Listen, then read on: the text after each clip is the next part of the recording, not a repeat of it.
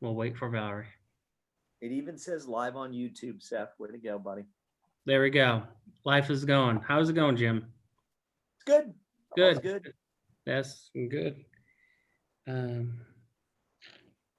She's just waiting for Val. Oh, that's a new feature.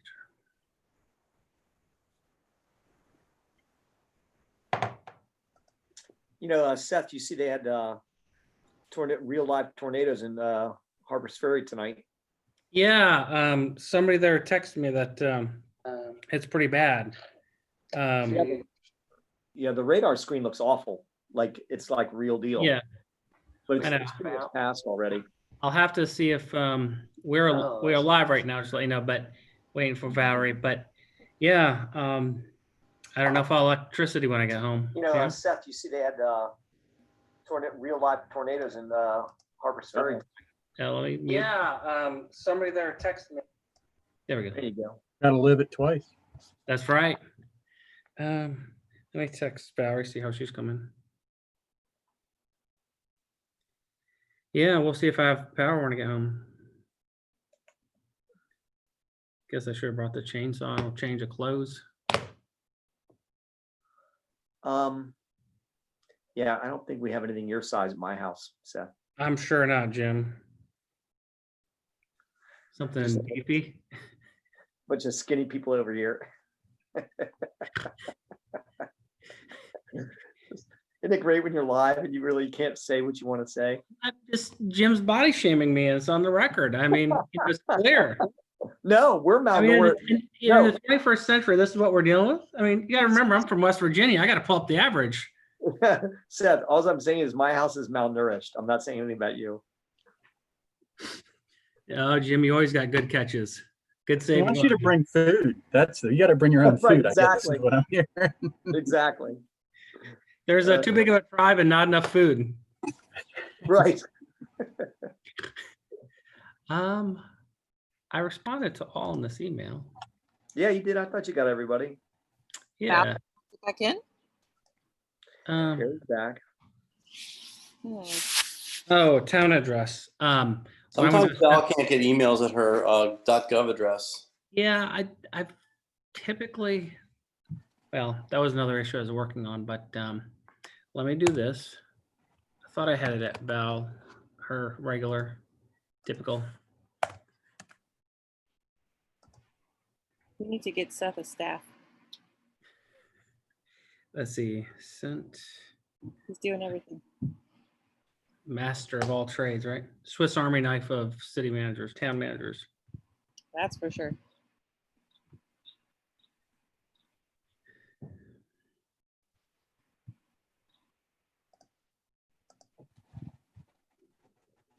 There we go. Here's Val, and we're live. Hello, Val. We're ready to go. Thank you. All right, let's go ahead and call this meeting to order. This is the meeting of the Commissioners of Poolesville, July 6, 2020. And myself, Carrie Cook, Martin Radigan, Jim Brown, Valerie Dickerson, Jerry Kublikowski, our town manager, Seth Rivard, our town attorney, Jay Gullo, are all here with us today. Jerry, would you lead us in the pledge this evening? Jerry, please. Oh, me? Sorry, I didn't hear you. Yeah. I pledge allegiance to the flag of the United States of America and to the republic for which it stands, one nation, under God, indivisible, with liberty and justice for all. Great. So Seth consolidated our general reports and our committee reports for us. So we'll see if this kind of goes a little bit better. And Martin, he has you up first. You wouldn't mind giving your general report and your any planning commission report? I don't think I don't have anything to give tonight because we haven't met in almost a month. Our next meeting's coming up soon, so next time we meet, I will have more to talk about. All right.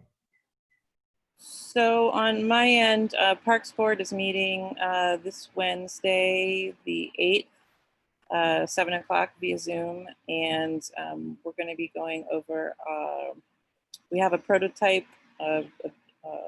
for our bike racks. It's a beautiful piece that Morningstar Welding created, and so I'm hoping that we'll move that along basically to the staff level, and then Seth and his team will kind of take it from there in terms of implementation. We're looking at some naming of list of folks to name streets and parks after. Specifically, Skip Etheridge has proposed a ancestor of his, a gentleman by the name of William Taylor, who was one of the original founders of the Sugarland community, as a person to name a park or a street after. So again, I'm hoping that we'll vote to kind of move that along out of Parks Board. And we're going to discuss some kind of lingering issues going on with the pickleball courts. I think in general, the folks are pretty happy. I've been over there a couple times myself to check out just the scene over there, and there's a lot of folks playing pickleball at least 3 days a week, and seems like there's a lot of space for those courts. There's a lot of space. There's plenty of space for anyone who wants to play tennis as well. We do have at least one individual, perhaps a couple, who are asking questions about whether or not they're also permitted to go into the courts and use skates and hit a hockey ball against the wall in there. So, and that's actually something that we don't seem to have any language about on the parks and rules and regs. So that's something that we'll discuss. I'm just trying to figure out a way to accommodate everybody's needs. And I think that's about it for Parks Board. The only other thing I just wanted to bring up is that there's a group meeting via Zoom. They're doing it twice a week, actually. It's being led by Pastor Copeland and counselor facilitator extraordinaire Ed Reed, and just having a host of community conversations on the topic of race. And I've attended a few of them myself, and a lot of really good ideas, I think, for the future are coming out of them. So, you know, if any of you are interested in joining them, or anybody watching, I highly recommend. That's it for me. Val. So events committee, well, we all know the bad news there. We are still having no events. And I know I posted last week, but at this point, I'm sure everybody knows that the Montgomery County Ag Fair has also been canceled. That's really just another one of those things that we couldn't have imagined would happen. But unfortunately it has. I know the Montgomery County pools reopened today. So the Montgomery County pools have reopened, and you have to be a pass holder in order to attend, and you have to reserve a session in order to do that. So you have to go online and purchase a pass, either a summer pass or a punch card. And then once you do that, you can get in on one of the 2-hour swimming slots, which I think is 12 to 2, 3 to 5, and 6 to 8 p.m. So I wanted to make sure that I mentioned that was happening. And again, like I said, really most of the events so far, at least through July, I believe, been canceled. We have not actually met again as a committee, the Friday on the Commons committee. We keep in touch through email, but really nothing to talk about at the moment. So I think that's really it for the event, sadly. All right. Jerry, anything to report on your end? Yeah, with respect to MCPS, in the next couple of weeks, we'll decide what the 2020-2021 school year will look like starting in this coming fall. They're currently doing a sidewalk work at the Poolsville High School, and we'll be installing the security vestibule at sometime this summer as well. Just let me add here that the Poolsville census response rate crept up a bit from 82.2 to 82.4. We're ahead about everybody else, not everybody in the county, but majority of the census tracts in the county, which is good. And also I've been working with the county health department and Poolsville Baptist Church to set up a COVID-19 testing site sometime whenever they can get to it. And so hopefully that'll come about. And the last thing is I'd like to mention is that Maggie Nightingale Library is figuratively open again. If you want a book, you have to log on, identify the book, and then the library will tell you when they have it, and then you have to email them back with a time that you will be there to pick it up, and they'll set the book outside. You still can't go inside the library. And that's about it. Thank you. Oh, I will mention one thing. Something does have to be done about the rollerbladers or the roller hockey people, because that pickleball court was brand new and it's all scuffed to hell, and it shouldn't be that way. And so is the tennis court. And I it's like, why do we pay all this good money to have the court, and then these people sort of disrespect it? I understand they want to do hockey, but anyways, that's my 2 cents. Thank you. All right. Jim, any report on your end? Yeah, I mean, fair access, we haven't met since our last commissioners meeting, and we are meeting at the end of the month. The only thing we've done, I mean, we're always doing something, but in this case, a couple of us got interviewed by Plenty magazine by Steve Goldstein, a great writer. He's actually sent me a few notes since then, and we've kind of followed up the conversations. I don't know who the other person on the committee was that he interviewed, but I'm sure, I'm sure they did a great job with it. And we're also placing an ad in there too. So we're going to kind of do a combo in kind, paid position associated with an article, but against keep the drumbeat of fair access out there. And then besides that, I can kind of keep a running text going with all of our council members, especially the 5 that we really kind of count on. They've all been very receptive. No one said anything about that. Obviously there's going to be a crazy budget season as time goes on, once the true impact of COVID takes place. So, but we've just got to keep in their ear and let them know that, they've done good work so far, and keep us in the loop, and we're ready to stand up for ourselves. So that's it. Great. Old business. I Seth. think you skipped the minutes, I think, Oh, I'm sorry. in public comment. I skipped a whole lot. Approval of the minutes.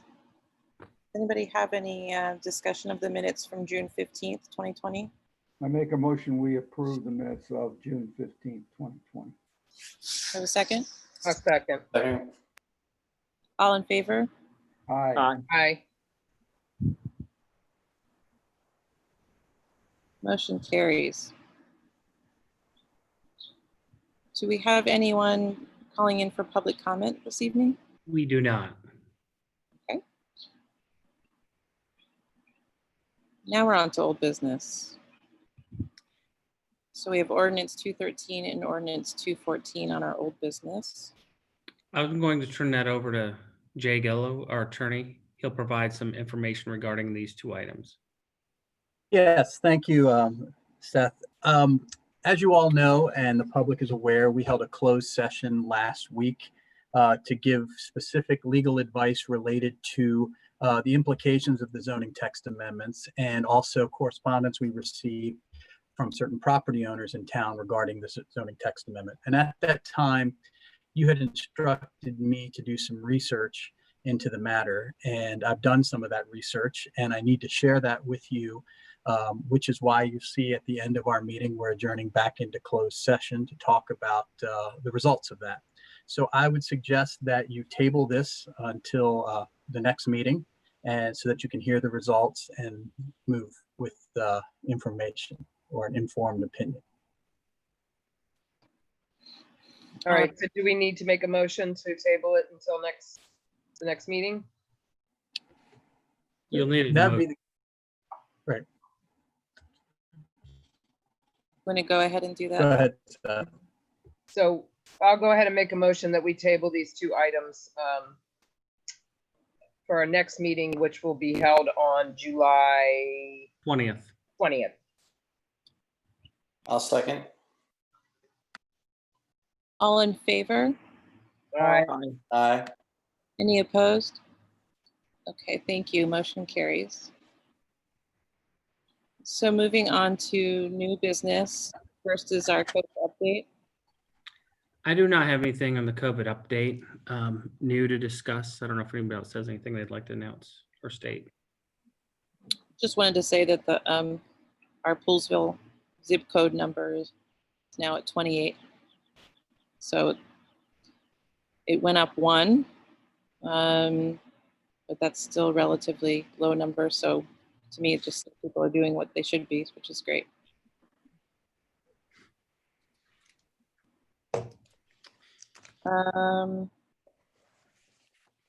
Two on new business is roadway paving bids. Yes, you have the town engineer's recommendation for the paving bid. You can see we received quite a few paving bids here.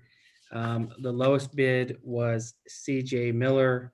That is the bid being recommended, not only because it's the lowest, but also when we checked their references in other communities they worked in, those communities were very satisfied with their work and had a good working relationship with them. So lowest bid, quality bidder, satisfied communities where they work.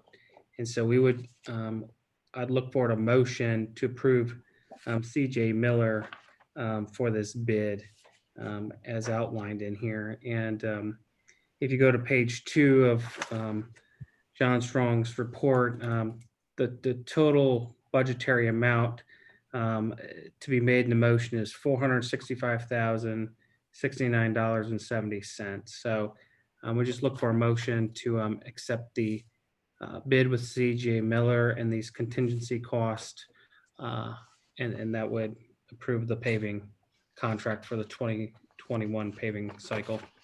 So I'll go ahead and make a motion that we approve that bid with CJ Miller as the winning contractor. Want to give a good dollar figure? What was the dollar figure again? 465? 65,000. 69.70 cents. $469,070. Second. I just have one question on that. Yes. Are they going to do anything special to the asphalt mix that they put down, like incorporate recycled plastics, which is supposed to increase the life and resiliency of the road surface? Jerry, I looked into this, and just for everybody's clarification, as Jerry said, sometimes they add plastic to extend the roadway life, and it adds longevity. And so when I inquired about this, the Maryland State DOT is not using this type of product.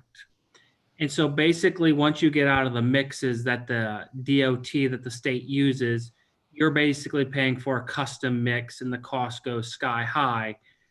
So everybody basically in the state relies on mixes that the DOT relies on. So, I mean, to us, all asphalt's the same, but there are various grades of it. And so since the state doesn't use it, it's a custom mix and the cost would be quite expensive. Yeah, I remember looking into that last year at the MML. Yeah, they mentioned it. Yeah. All right, thank you. Hey, Seth, do we have any sense of any kind of savings that we might be seeing just due to the fact the cost of asphalt? I think what we're seeing is a two effect on our savings. One is, yes, asphalt. We'll probably save maybe about 80 to 100,000 maybe from what we anticipated in this budget cycle. But I think we're seeing two things. One is clearly asphalt price is the big driver. But the reason we had so many bidders and the number of them showed up at the pre-bid, so I think they're aware of and be very cost conscientious, is that a lot of surrounding jurisdictions, both the state and the bigger counties, are still determining what their budget's going to look like next year. So a lot of these bidders who came aren't sure what they're going to be bidding on next year. So they picked up our contract just to keep themselves busy. Yeah. I think we got a competitive price there. Great. Okay, thank you. So it looks, so we still have a motion and a second on the table. We have to take that vote. Okay, so is everyone all in favor? Aye. Aye. Aye. Any opposed? Okay, motion carries. Thank you. Okay. Roll back here.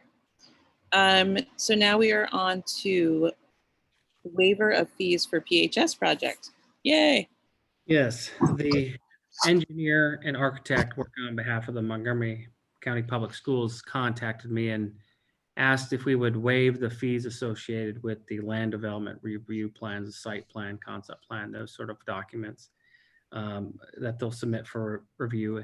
This is not an uncommon request in the jurisdictions I've been in the past where a government comes in and builds some sort of public facility.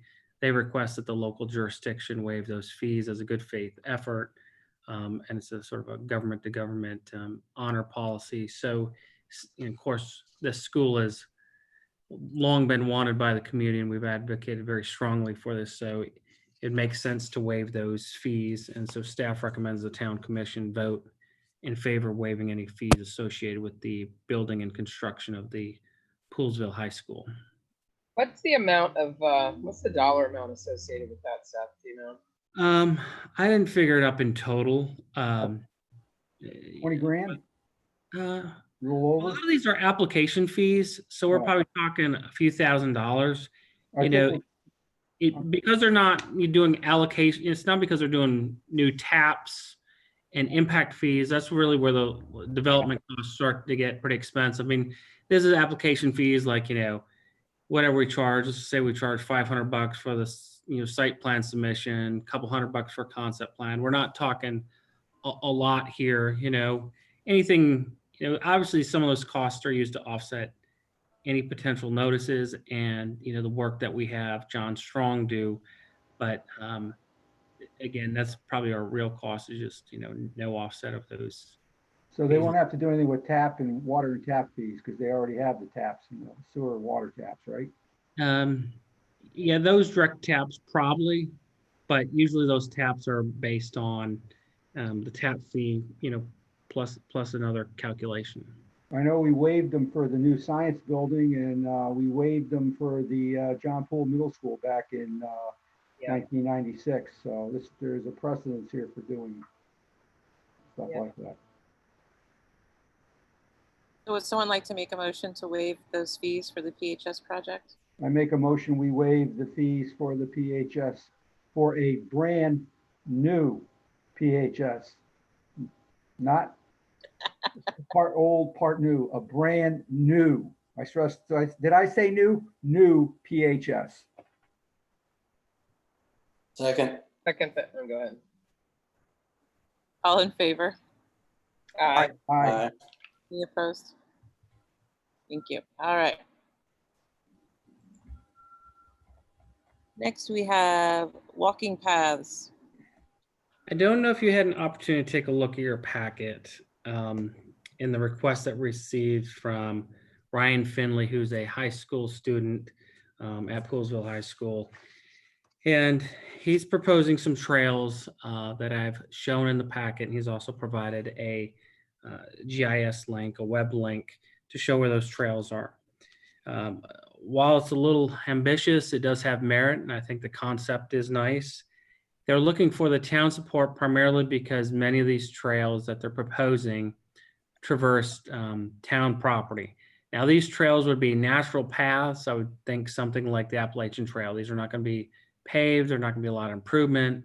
They're going to be more rustic trails, if you will.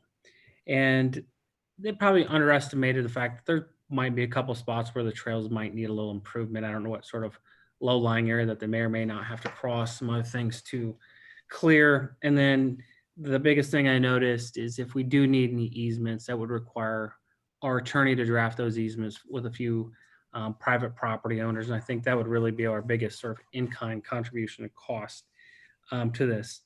As I noted, it's going to be incumbent upon him and his schoolmate to work with the private landowners to see if they will grant any easements across their property where some of these trails traverse those privately held property.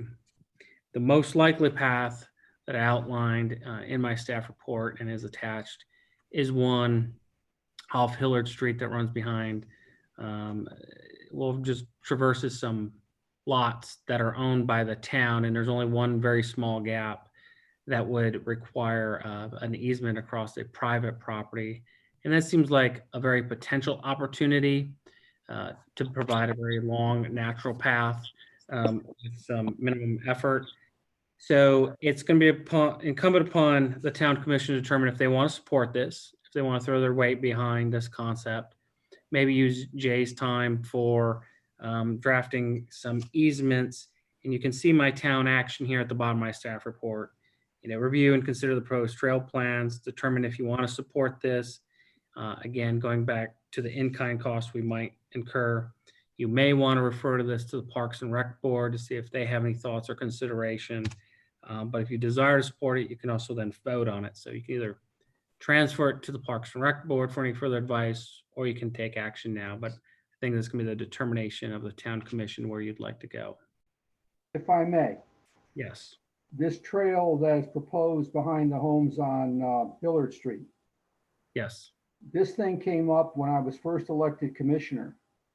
And there weren't too many homeowners whose property, even though it backed up, their property backed up to our town property, were not too happy with the trail going behind their homes.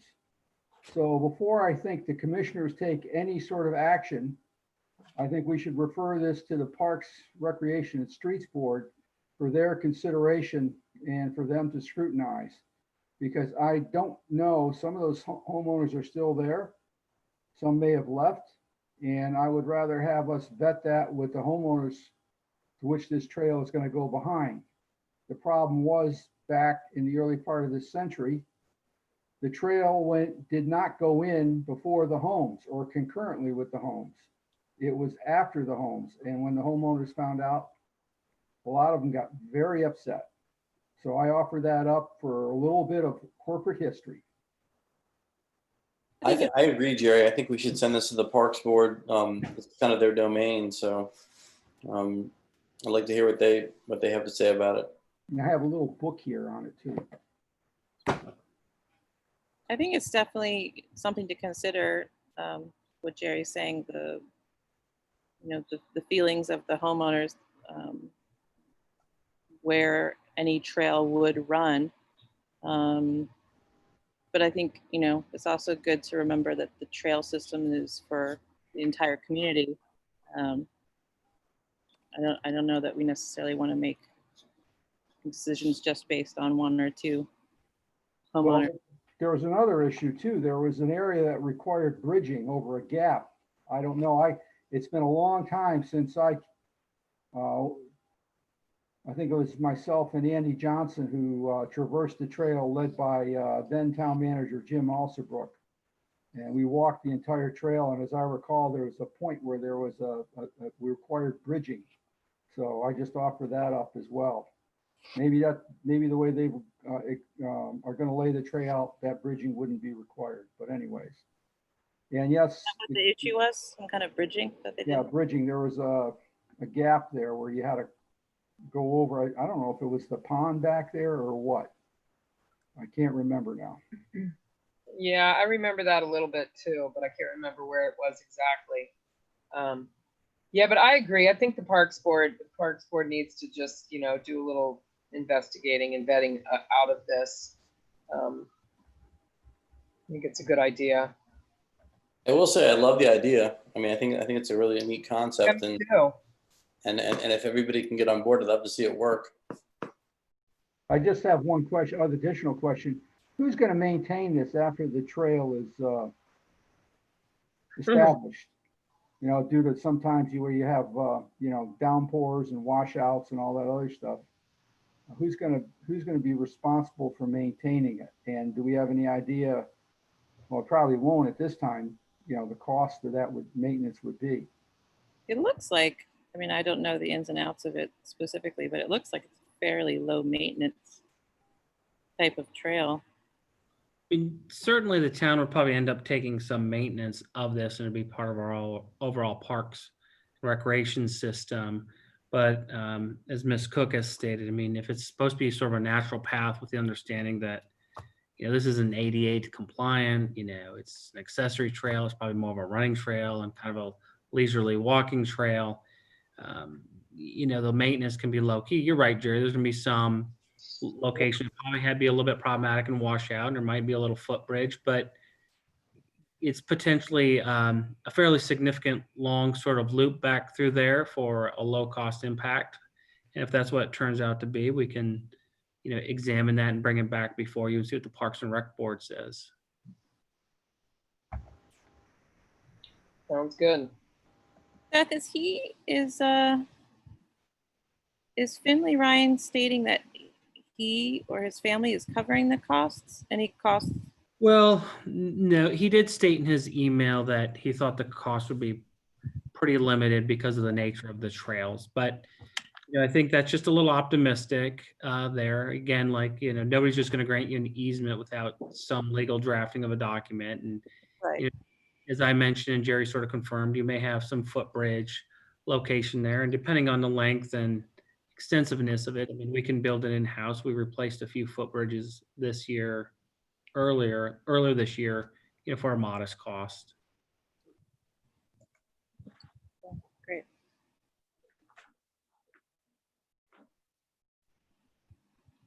Okay, so you don't need a motion on this, right? This will just go. Let's do a motion. We should get in the habit of doing a little bit more voting. Let's do a motion to send this Parks and Rec Board. Okay, I make a motion that we refer this to the Parks, Streets and Recreation Board for their consideration and recommendations. All in favor? Aye. Aye. Opposed? Thank you. Motion carries.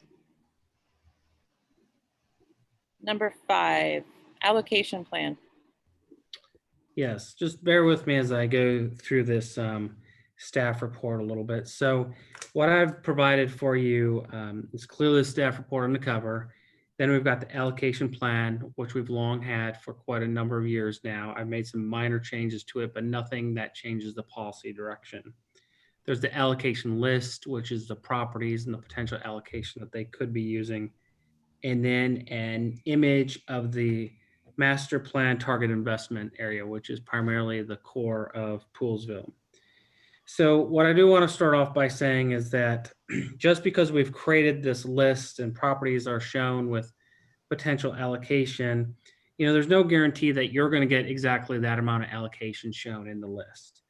You also have to get an approval of a land development plan, a site plan, to be vested in this process.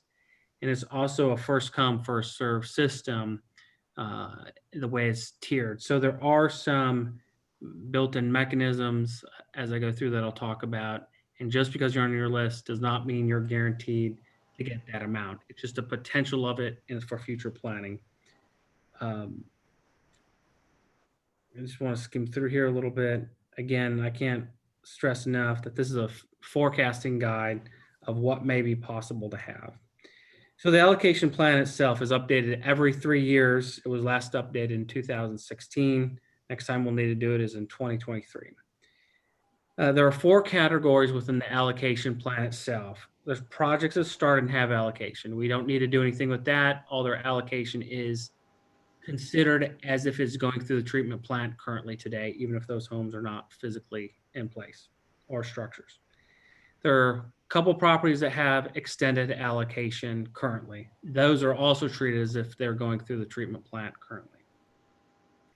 We have expired allocation.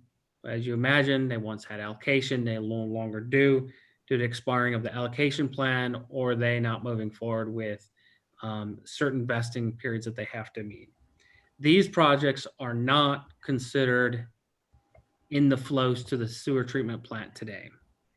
And then there's properties with no allocation. These properties are folks that may have expressed interest potentially, maybe have submitted a concept plan, but are in the very early stages, or staff's placed them on the list, looking at sort of a global perspective of what could happen if some properties were redeveloped. So these are a little bit more, you know, the long shot properties or ones that are just beginning to express some casual interest.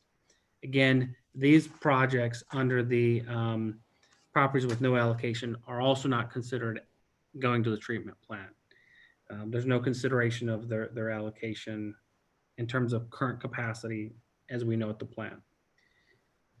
The allocation plan that has been adopted for quite some time in the town has percentages by where the allocation goes. So 60% goes to the downtown target investment zone and special uses identified in the master plan. So clearly there's a policy decision that the downtown area, so to speak, the village center was an important area that we need to focus the capability of having allocation.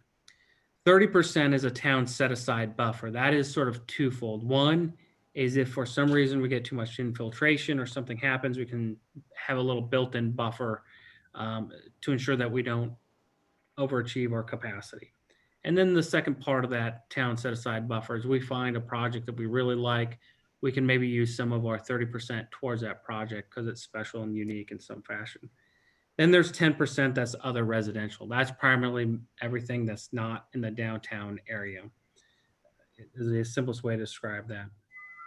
Again, regarding the allocation plan, the only really significant change that's made to this is single family lots that exist throughout the town, but not part of a larger subdivision.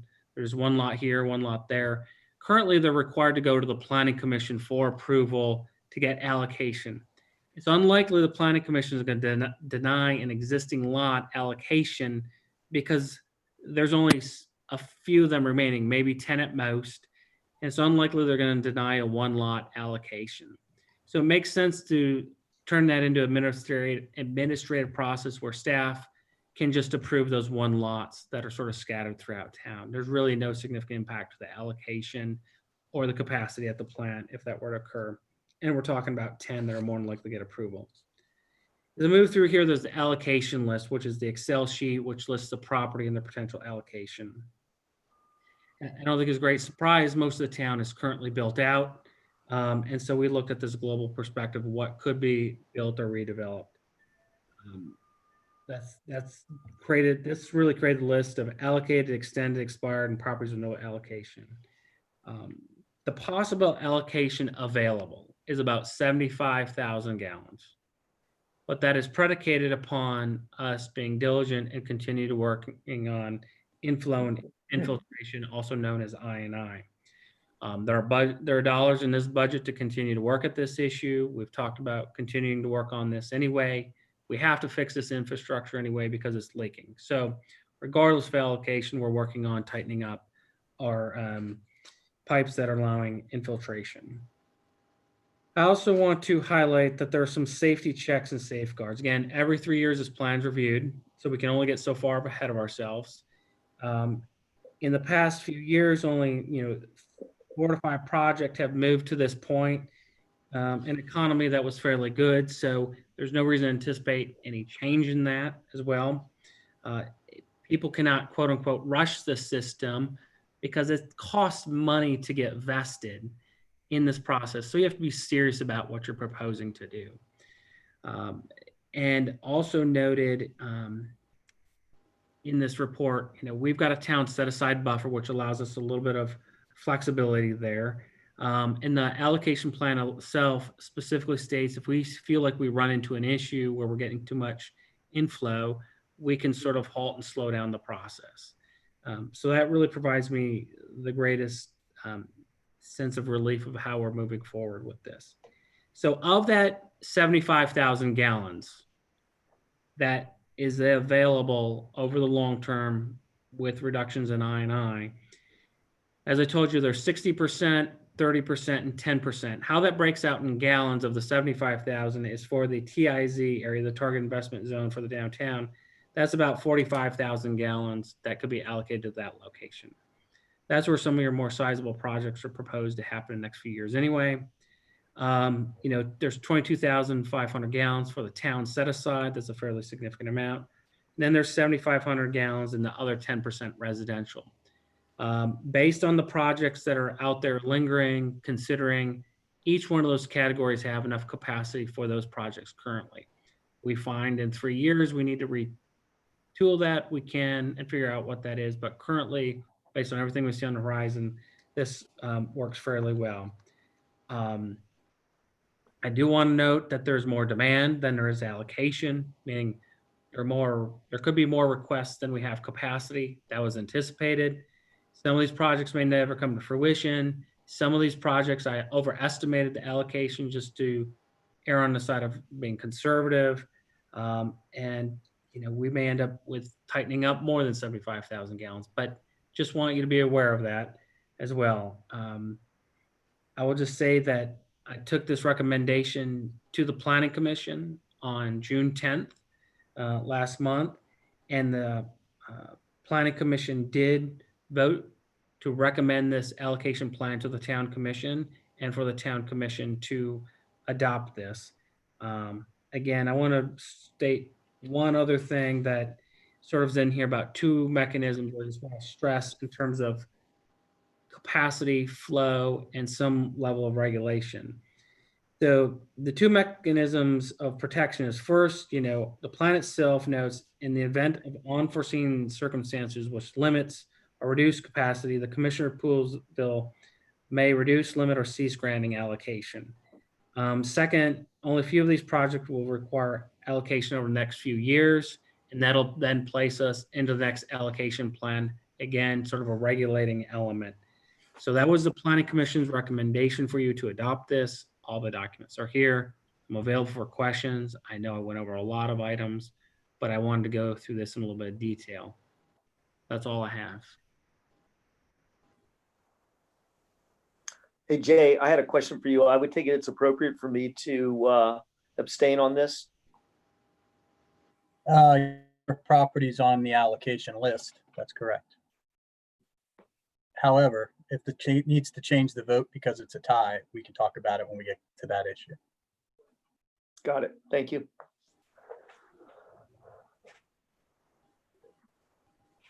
you have any questions for Seth or any discussion? I have one, and I don't know if I'm going to phrase this right. We have the allocation process. In order to get the allocation, as I recall, it's within 2 years of being granted it, they have to file plans for that property. Is that correct so far? There's nothing in the allocation plan that says, you have to file plans within 2 years of granting it. Okay. You have to go through the approval process. So let's say you wanted to build, a 20 unit development. You'd go through that process and your plans would be contingent upon you getting allocation. So then you'd have to come to the town and say, look, I need, 20 EDUs for my development, and then request that. The plans change. Good. But if they ask for 20 and say for some unforeseen circumstance, they got to 12, we could stop them at that point because we wouldn't have the water to give them for some unforeseen circumstance. Is that correct? That's the way the plan is written. That's correct. And they would not have, and this would stand up in court, correct, Jay? Well, there's a lot. You want the lawyer answer. There's a lot that depends on that. But if we do everything correctly, yeah, we got to be reasonable in what we do. I think the crux of what you're talking about, I think it's almost two different issues. One, Councilman, you're talking about, they need to go through the process and start building before their allocation expires. That's the first thing. And if they got record plats, let's use our 20 lot development that we just talked about, and they had 20 lots recorded, then that would be locked in. We couldn't take it away. But if we don't have it to give to anyone, not just them, then we would be fine. Does that make sense? Yeah, I just don't want to see us Yeah. get into what we call an extremist situation. Okay. Right. It just has to be across the board. It's almost like a different threshold. You're reserving allocation here. If the plans would get approved in that time period, then you're giving them allocation. And in Seth's categories, that would move them, in theory, from a category where they are a plan to a category where they're already counted. But if we don't have it to give to anybody, then across the board, there would be allocations that would be stopped until we figured out what the issue was, I guess. Thank you.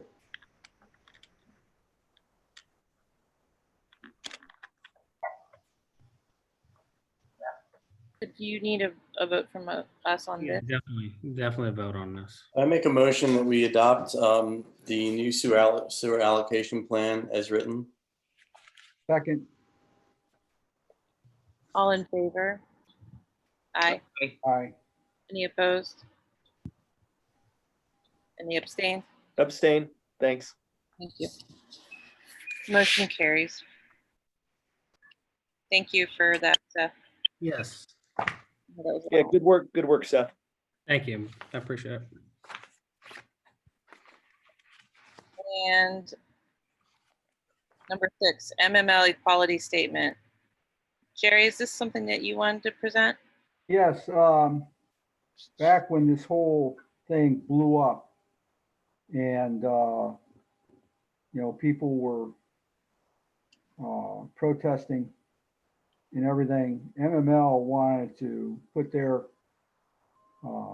say to everyone that, we don't condone racism, whether it's systemic or outright, we don't condone it, and that our membership doesn't condone it.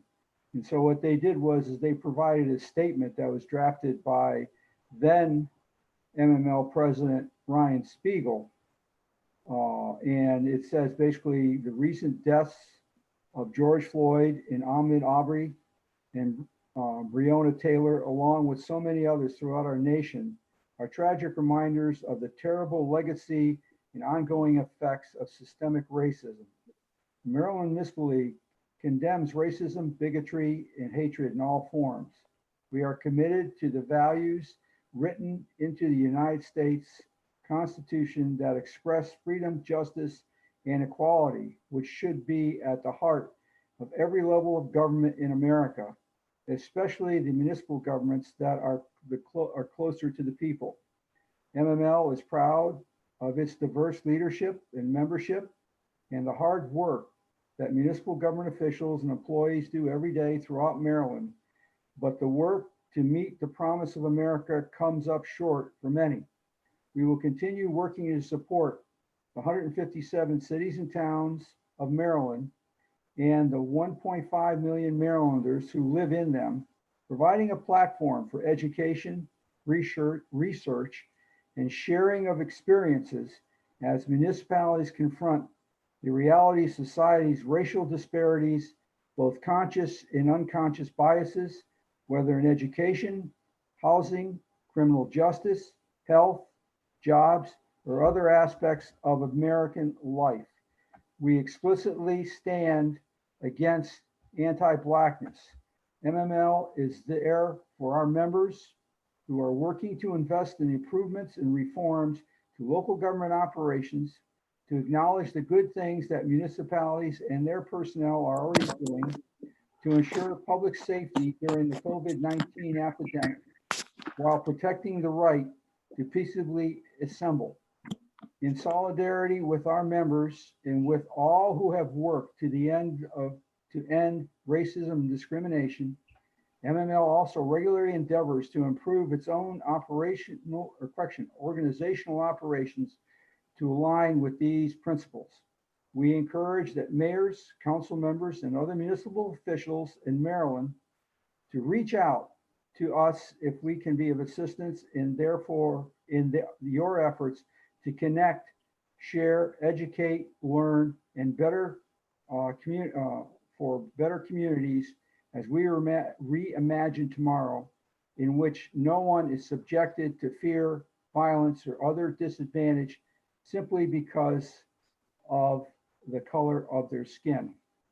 And that is the MML's statement. And I think it, I can't remember, I counted, I think there was 60 to 100 municipalities that have already signed this. And I would think that we would be remiss if we didn't join them in also signing this statement that we agree with this, and to show in a way that of our own maturity. So with that, I open it up for any discussion. I feel like we put our own really good statement out about this, but at the same time, I don't really have a problem signing off of the MML statement. It seems pretty good to me. Yeah, I agree with Martin. I have no problem with it. They're basically just asking us to attach our names to it as well. Do we need a motion then? Gary, it's hard to hear you. It's hard to hear me or Carrie? No, Carrie. Oh, Sorry, I had to move. That's better. So they're basically just asking us to attach our names. Yes. yeah, attach Poolsville to the document. Always take a motion, keep it clean. Okay. I make a motion that we sign on with the other Maryland municipalities to the Maryland Municipal League statement on racial injustice. I second. All in favor? Aye. Any opposed? Motion carries. Thank you. Great, thanks, Jerry. Took a lot of votes tonight. Yes. All right, go ahead. Town managers report. We don't actually have anything under the town manager's report other than we have an opening in the water and sewer department for a water laborer, which I'll be advertising shortly. So if you nobody might be interested, we'll have that job opening probably posted tomorrow afternoon on Indeed and a few other locations. But I just wanted to let you know. It's pretty much all I've got. Entry level? Entry level, yep, laborer position. Seth, I have a couple questions. I know I bring this up every month or so, but how are we looking on the crosswalks? I know that your staff is mostly back now. Sure. What we've been tied up with a little bit is the county came through and inspected our stormwater management ponds and kind of said we haven't trimmed them up enough. And so we've been managing and maintaining those and doing a few repairs to those based on what they needed. So that sort of took priority. Of course, the rain has subsided here a little bit for the most part, so grass is growing a little slower, so we're not doing as much of that. We'd like to kind of get to that here, maybe in early August is sort of the proposed timeline on that. But again, it's been about a little more than 15 calendar days since we've all been back together as a crew, so there's been a lot of catch up. Also, yeah, thank you for that. Also, what's the status on the two new electric vehicle chargers that are out by Fisher? Well, I understand they're not physically hooked up, that they're just mounted there, and that they're supposed to go to Tad's because he has the phase 3 electric across the street, which you need, and phase 3 is not on this side. It's very expensive to get phase 3 to any other distance. The idea was when they get moved over there to put a sign near the current ones stating that there is this extra capacity charging station at TAD. So that's the purpose. Those two new ones should be moved, put a sign at the existing ones that, for higher capacitor charging, you can go across the street. Is there any way at all that they can be saved and stay in their current location? Well, my understanding is just the sheer cost of getting type of capacity electric to them. I don't think it's just as simple as extending some high capacity lines across the street and down. I think there may be some sort of transformer. My understanding with the original motion was when they came to you that there's going to be no cost to the town on any of this. And that's kind of the policy and standpoint. Okay, thanks. Thank you. Any other questions for Seth? Yeah. Have we got the county roads yet? I've been going through documents I have from 1996. And they talk about transfer of county roads to Poolsville, the very ones that we're expecting to get transferred. So have they? Actually, have they very done anything, close. or should we just pass this off to the next millennia? So we're very, very close. I've actually gotten a good response from the county. I was surprised that he said, I'll get back with you shortly with a couple things. And he did. They were in the process of reopening their operations like everybody else and running on limited staff. So instead of just being slow to typical government bureaucracy, there's actually COVID to blame this time, Jerry. So, but it looks very promising because I think we're just kind of at the Yeah, last. but they didn't have COVID in 1996. I raised this issue last week with, or the week before last with Friedson. Councilmember Friedson, who said he would look into it. He was surprised that they hadn't been transferred. His staff communicated with me based on that. And I told him that I'm very close on the administrative staff and I working things out. And if I thought there was a delay, I would reach out to Friedson's office. But it looks like there was a document that they just had to sign and return to us. As long as you don't give them the original. Yes, absolutely. We always keep And well 11, I assume we're still. maybe early August. I think we're looking closer and more promising to that point in time as well. Okay, thank you. You're welcome. At this time, we'll adjourn to a closed session. And can I have a motion for that? Make a motion, we adjourn to private session. Now I make a motion, we pursuant to 3-305B7 of the general provisions of the Maryland Annotated Code to consult with counsel to obtain legal advice on pending zoning text amendments and letters from property owners council. Thanks, Jerry. You're Second. welcome. All in favor? Aye. Bye. Aye.